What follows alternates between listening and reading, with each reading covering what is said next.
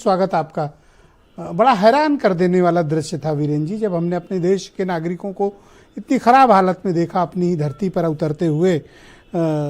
आपको क्या लगता है कि ट्रंप ऐसा क्यों कर रहे हैं, या ट्रंप इस तरह का आचरण करके किसे खुश करना चाहते हैं? ब्रजेश जी, हम लोग आज एक ऐसे मुद्दे पर बहस कर रहे हैं जिसमें कुछ लोगों की नादानियों और बेवकूफियों के चलते पूरे देश में और सरकार को भी असहज स्थिति का सामना करना पड़ रहा है। अमेरिका जो लोग गए वो चोरी छिप कर गए, बिना सरकार से पूछे गए, और आज उनको लाने के लिए जो तरीका अपनाया गया वो एक अमानवीय तरीका था और अपमानजनक था, जिसकी वजह से आज पूरे देश में लोगों में आक्रोश फैला। अमेरिका अपने आप को सबसे बड़ा दुनिया का राष्ट्र मानता है, ठीक है, सबसे ताकतवर है, उनकी अर्थव्यवस्था मजबूत है, हर देश उनके ओर निगाह किए रहता है, लेकिन कोई ऐसी नीति नहीं होनी चाहिए जो लोगों के पैर में बेड़ी और हाथों में हथकड़ी डालकर उनको लाए। हमारे देश में भी बहुत सारे लोग हैं जिनको हम कभी कभी रोहिंग्या कहते हैं, कोई पाकिस्तान से अवैध घुसपैठिया है, कोई और विभिन्न देशों से हैं लोग, लेकिन भारत एक समावेशी देश रहा है जो लोगों के साथ बदले की भावना और लोगों के साथ बदतमीजी, अमानवीय व्यवहार नहीं करता है। लेकिन अमेरिका में ट्रंप शासन आने के बाद से ये जो स्थिति, पहली तस्वीर हमको दिखाई पड़ी है, अब ये दूसरी तस्वीर ना आने पावे, इसके लिए सरकार को इंतजाम करना होगा, क्योंकि अभी तो बहुत लोगों को आना है। महिलाएं और बच्चे तो मान लीजिए अलग बात है, उनके साथ तो और ज्यादा मानवीय हो जाएगा अगर ऐसा कर, लेकिन पुरुषों के साथ भी ऐसा नहीं होना चाहिए।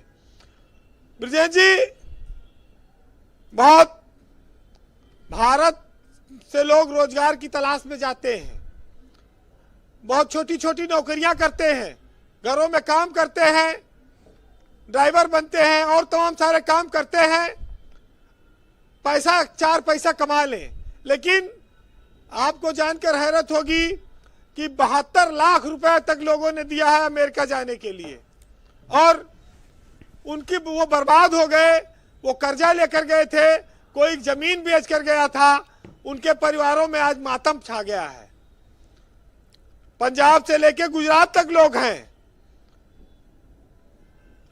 एसओपी जरूर है, लेकिन जो आज भारतीयों ने कष्ट झेला है वो भारत की जनता किसी भी कीमत पर स्वीकार नहीं करेगी। अवैध रूप से जाना जो ले जा रहा है, अब पहले उसको खोजो, ये गए कैसे पहले इस पर भी अब विचार होना चाहिए और उनको मुलजिम बनाओ, क्योंकि आज देश के सामने जो शर्मनाक तस्वीर बनी है वो अवैध लोगों के भेजने के जो एजेंट हैं इन्हीं की वजह से बनी है।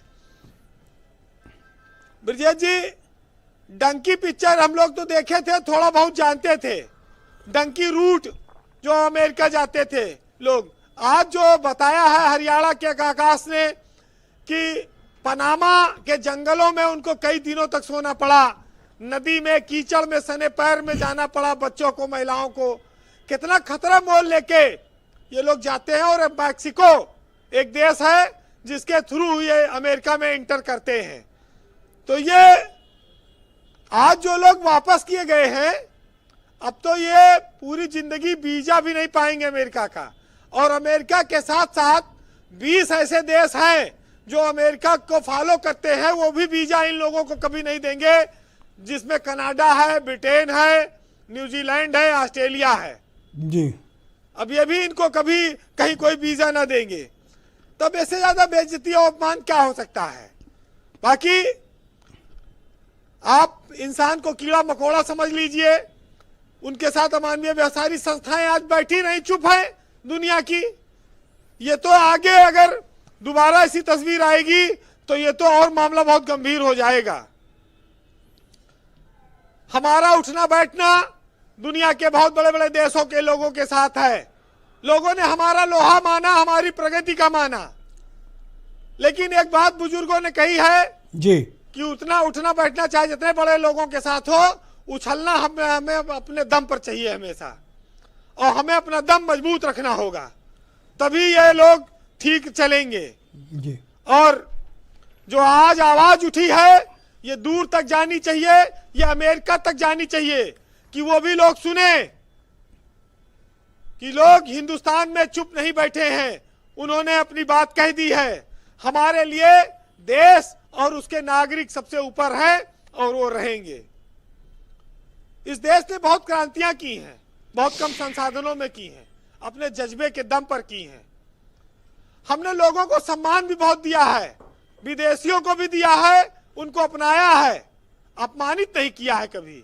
लेकिन वो अपमान पर अगर उतर आए हैं तो फिर उसका जवाब देना चाहिए। आज इस भावना को इन लाइनों से समझिएगा जी। कि कभी काबुल, कभी ढाका, कभी रंगून से निकले और न जाने कितने ही दरिया हमारे खून से निकले, और हम अपना ये नफ्स अम्मारा समझने से रहे कासिर और किताबे नफ्स पढ़कर आगे अफलातून से निकले। और इजाजत मैं नहीं दूंगा मेरे देश का दिल तोड़ने वालों को, और इस देश में से जो भी निकले वो इज्जत और नियम कानून से निकले। बहुत शुक्रिया वीरेंद्र जी, आपका बहुत बहुत धन्यवाद हमारे साथ जुड़ने के लिए और ग्राउंड जीरो